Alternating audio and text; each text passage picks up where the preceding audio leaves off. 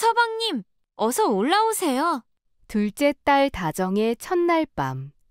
얼굴이 잘 익은 사과처럼 붉게 변하고 몸이 달아오른 다정은 신방에 들어서자마자 옷고름을 풀어 헤치고 속옷까지 단숨에 훌러덩 벗어 던지더니 새신랑을 덮쳤습니다. 서방님, 저는 준비되었습니다. 어서 부부의 정을 나눠보아요. 새신랑은 눈이 휘둥그레지고 크게 놀라며 자빠지는데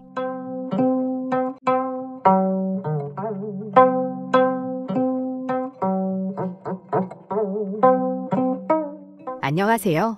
오늘도 야담살롱을 찾아주셔서 감사합니다. 구독과 좋아요, 알람 설정은 야담살롱의 멋진 순간을 만들어가는데 큰 힘이 된답니다. 야담살롱 시작하겠습니다. 조선 숙종 시절 경기도 양주 땅에 자리한 마을에 이름난 분홍 강노인이 살고 있었습니다. 강노인은 끝이 안 보이는 기름진 논과 밭을 소유하였고 마을에서도 평판이 좋아 마을 사람들에게 존경을 받는 인물이었답니다.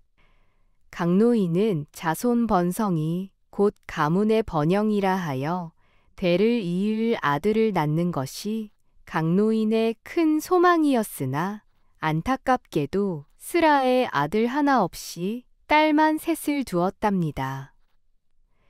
마을 사람들이 강노인을 두고 강노인은 인품도 좋고 재산도 많은데 아들 없이 딸만 셋을 두었으니 참 딱하구만 하며 수군거려도 강노인은 껄껄 웃으며 대꾸하기를 딸만 셋이라도 내 딸들은 천상의 선녀가 인간 세상에 내려온 듯 고운 얼굴에 마음씨가 곱고 손이 야무지니 좋은 사위를 얻어 대를 이으면 그 또한 자손 번성이 아니겠소.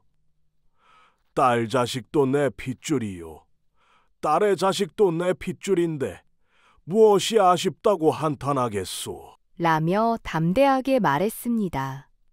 실로 강노인의 말 맞다나 세 딸은 모두 얼굴이 꽃처럼 고왔고 바늘질, 음식, 글씨, 그림 등 여인의 덕목이라 하는 것들을 고루 갖췄으니 혼인 정년기가 되자 좋은 집안에서 혼처가 끊이지 않았답니다. 어느 가을 햇살 따스한 날 강노인의 첫째 딸 이랑이 혼례를 치르게 되었습니다. 신랑은 이웃 고을 김참봉의 아들로 과거를 준비하는 선비였지요. 첫째 딸 이랑은 연지곤지 찍은 얼굴에 원삼과 족두리를 갖추어 입고 꽃가마에 올랐습니다. 마을 여인네들은 입을 모아 감탄했지요. 아이고, 저 고운 얼굴에 고운 옷까지 입으니 꼭 하늘의 선녀 같구만. 저런 색시를 얻은 신랑은 복도 많지. 첫날 밤, 신랑은 붉은 촛불 아래 신부가 들어오기를 기다렸습니다.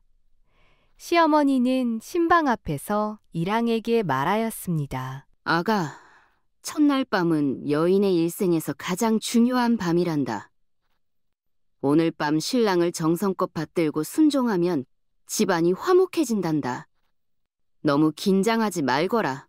이랑은 고개를 끄덕이며 부끄러움에 붉어진 얼굴로 신방에 들어섰습니다. 신랑이 부끄러움에 몸둘바 몰라하는 첫째 딸의 저고리를 벗기며 부인, 이제 우리는 부부의 연을 맺었으니 부끄러워 말고 이리 오시오. 그러나 이랑은 어찌나 수줍음이 많은지 얼굴이 잘 익은 사과처럼 붉게 물들더니 몸을 움츠리고 옷깃을 꼭 붙들며 말했습니다. 서방님, 첫날 밤부터 이런 건 너무 부끄럽습니다. 며칠만 기다려주시면 안 될까요? 아직 마음의 준비가 안 되었어요. 신랑은 이해하는 마음으로 그러면 며칠만 기다리겠소. 하루가 지나고 이틀이 지나고 일주일이 지나도 이랑은 여전히 아직 마음의 준비가 안 되었습니다. 라며 신랑의 손길을 피했습니다. 어찌 사내가 여인의 옷고름 하나 못 푸는가? 주변 친구들의 비웃음에 신랑의 체면이 말이 아니었지요. 마침내 보름이 지나자 신랑의 인내심이 한계에 다다랐습니다. 그날 밤 신랑은 술에 취해 방문을 거칠게 열고 들어왔습니다. 이보시오 부인, 벌써 보름이나 지났소. 부부의 도리를 모르는 여인이 어찌 아내 노릇을 하겠소. 부부는 백년해로를 약속하고 자손을 이어가야 하는 법인 것을. 혼인 후에도 홀로 잠자리에 들어야 하다니 이는 조상에 대한 불효요, 가문에 대한 불충이요. 당신 같은 여인은 더 이상 내 아내로 인정할 수 없소.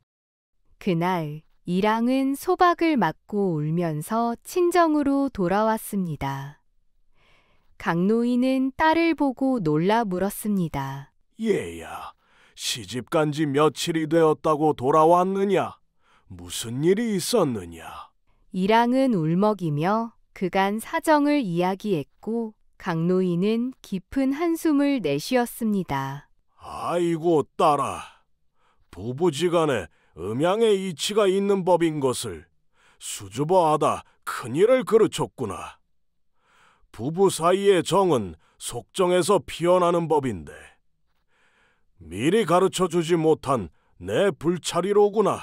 강노인은 자책하였고 첫째 딸은 마을 사람들의 입방아에 오르내리며 대문 밖으로 나가지 못하고 속으로 눈물을 삼켰지요.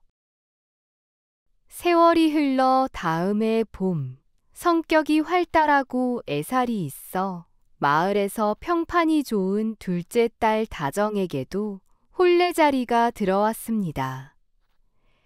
신랑이 될 사람은 한양에서 벼슬 아는 박판서의 둘째 아들이었지요.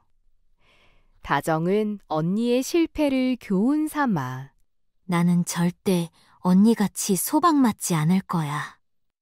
내가 아버지의 체면을 지켜드려야지. 다짐하였습니다. 혼례식 전날, 다정은 마을에서 가장 경험 많고 입담 좋기로 소문난 주막 여주인을 찾아갔습니다. 주모, 제가 내일 시집을 가는데 첫날 밤을 어떻게 보내야 할지 모르겠어요. 우리 언니는 너무 수줍어하다가 소박 맞고 돌아왔는데 저는 그러고 싶지 않아요. 주모는 깔깔 웃으며 말했습니다. 아씨, 남자란 게 다 똑같다오. 적극적인 여자를 좋아하니 소주 한 사발 마시고 담대하게 들이대세요. 남자들은 그걸 아주 좋아한답니다. 다정은 언니 때보다 더 신경 써서 단장했습니다.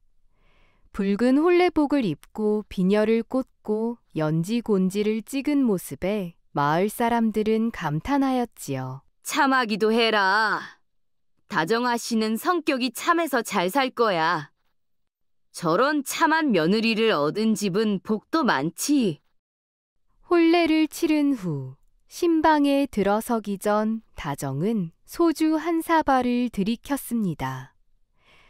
소주 한 사발에 다정의 얼굴은 잘 익은 사과같이 붉게 달아올랐고 마음은 대담해졌지요.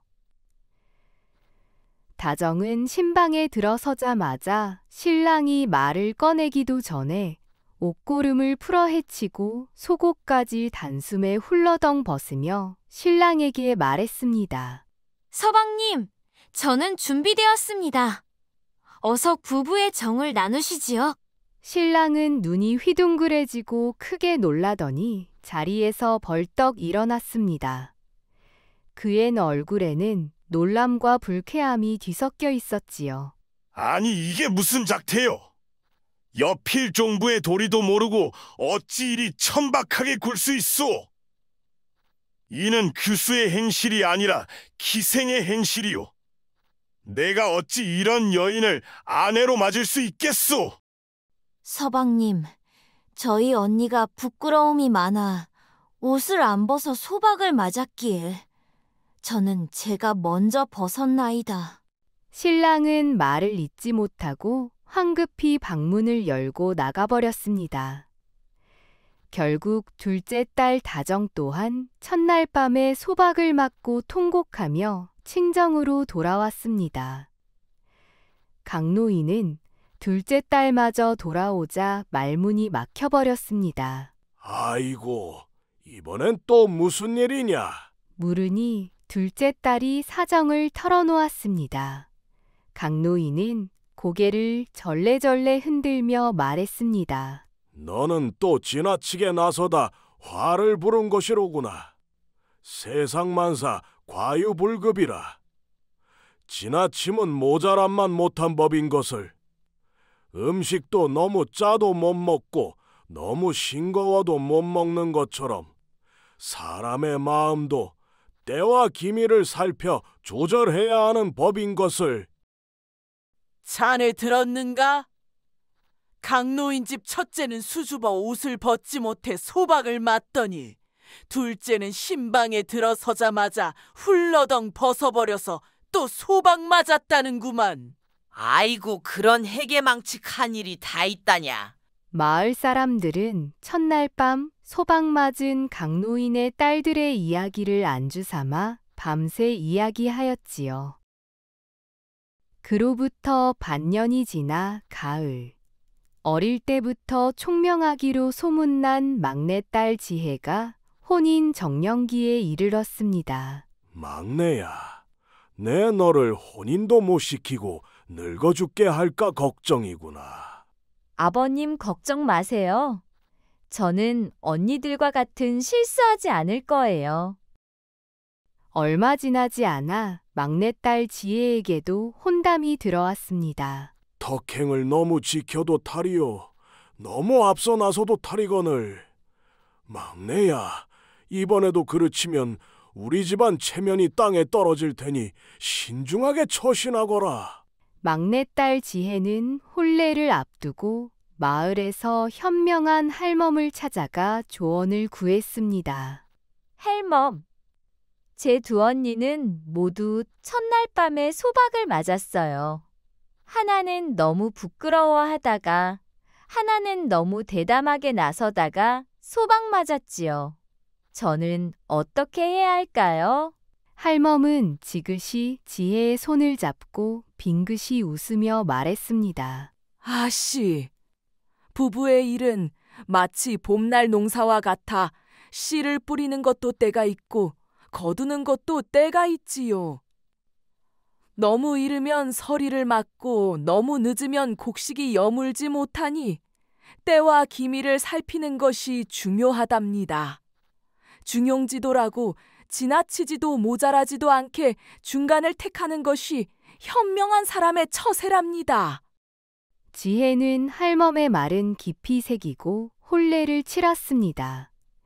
신랑은 인근 고을 최병사의 아들로 무인의 기질과 함께 학식도 높은 자였지요.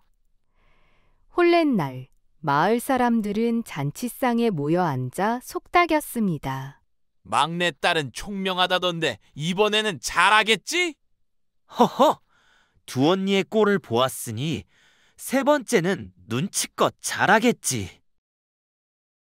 첫날 밤 신방 앞에 선 지혜는 문을 열기 전 잠시 생각에 잠겼습니다.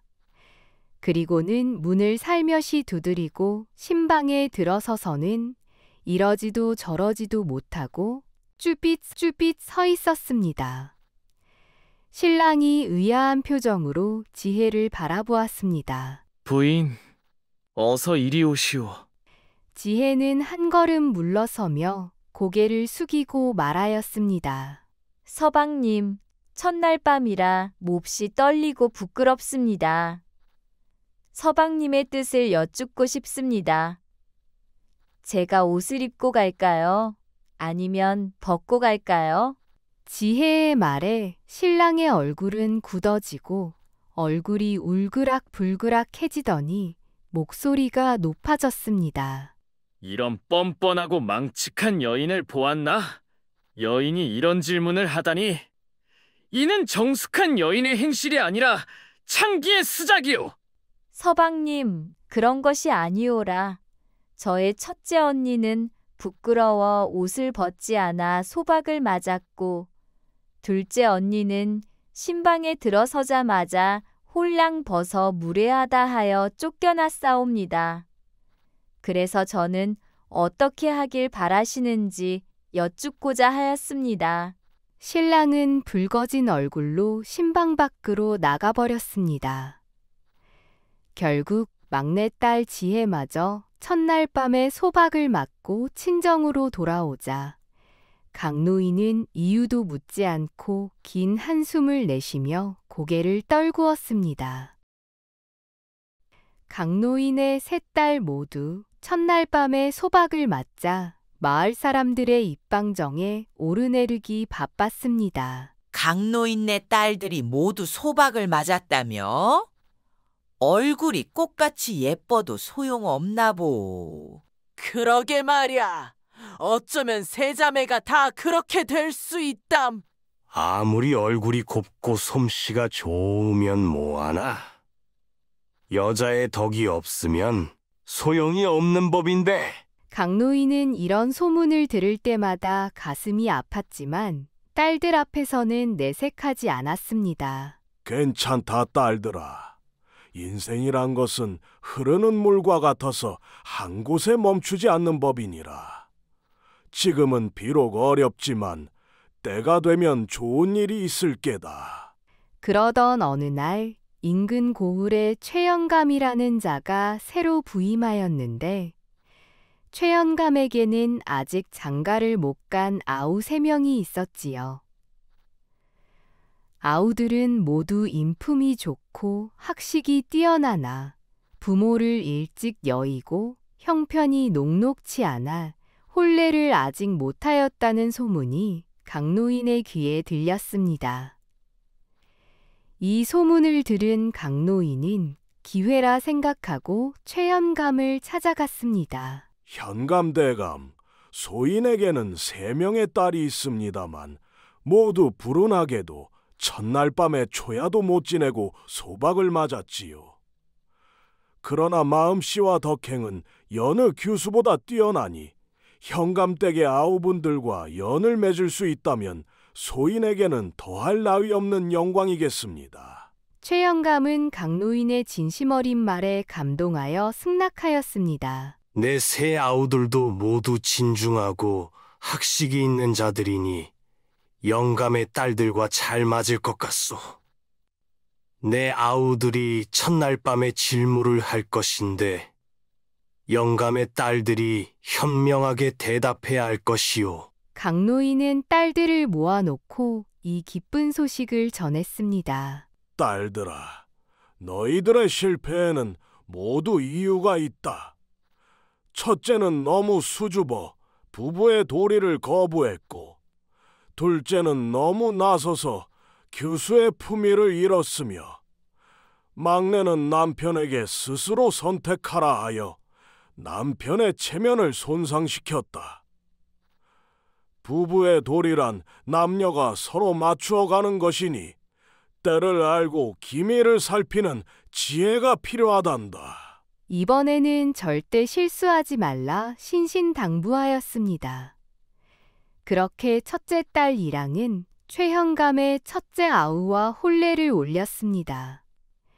첫날 밤 신랑은 이랑에게 물었습니다. 부인, 당신은 나를 어떻게 생각하시오? 이랑은 잠시 생각하더니 정중하게 대답했습니다. 서방님, 첫날 밤이라 조심스럽지만 솔직히 말씀드리겠습니다. 저는 서방님을 남편으로 존경하고 사랑할 것이지만 서로의 마음을 열기까지는 시간이 필요할 것입니다. 서방님께서 이끌어 주신다면 저는 믿고 따르겠습니다. 신랑은 만족스러운 미소를 지으며 이랑의 손을 잡았습니다. 현명한 대답이오. 우리 오래도록 100년애로 합시다. 둘째 딸 다정은 최현감의 둘째 아우와 혼례를 올렸습니다. 첫날 밤 신랑은 다정에게 물었습니다. 부인, 혼례를 올린 지금 기분이 어떠시오? 다정은 살짝 미소 지으며 대답했습니다. 서방님, 솔직히 기쁨과 두려움이 함께 있습니다. 서방님과 같은 훌륭한 분을 만난 기쁜 마음과 제가 좋은 아내가 될 수 있을지에 대한 걱정과 두려움이 있습니다. 그러나 서방님과 함께라면 어떤 역경이 있어도 잘 헤쳐나갈 수 있을 것 같습니다. 신랑은 흐뭇한 표정으로 고개를 끄덕였습니다. 당신의 진심이 느껴지는구려. 우리 함께 자손 번창하며 화목한 가정을 이루어 나갑시다. 막내딸 지혜는 최현감의 막내 아우와 혼례를 올렸습니다. 첫날 밤 신랑은 지혜에게 물었습니다. 부인, 우리에 대해 어떻게 생각하시오? 지혜는 침착하게 대답하였습니다. 서방님, 부부는 한 몸이 되어 서로 아끼고 존중해야 한다고 생각합니다. 저는 서방님을 믿고 따를 것이니 서방님도 제 마음을 헤아려 주시어 서로 조금씩 마음을 열어가는 것은 어떨까요? 신랑은 크게 웃으며 지혜의 손을 잡았습니다. 내 참으로 현명한 아내를 맞은 것 같소. 당신 같은 현명한 아내를 얻어 행복하구려. 강노인의 3명의 딸들은 모두 다시 혼이 나여 행복한 가정을 이루고 많은 자녀를 낳았으며 강노인이 소망하였던 자손번성을 이루어 손자, 손녀들과 함께 행복한 노년을 보냈답니다. 강노인은 마을 사람들에게 말하였습니다. 좋은 곡식을 얻기 위해서는 다 적시가 있듯이 모든 일에는 때를 알고 중용의 도를 지키는 것이 현명한 처세이지 않겠소. 세상을 살다 보면 실패도 하고 넘어지기도 하겠지만 중요한 것은 실패에서 무엇을 배우느냐일 것이오. 정마담의 야담 살롱에서 즐거운 시간 보내셨는가요? 구독과 좋아요, 알람 신청은 정마담에게 큰 힘이 된답니다. 다음 주 토요일 웃음과 지혜가 있는 이야기를 가지고 찾아오겠습니다. 더 행복하세요.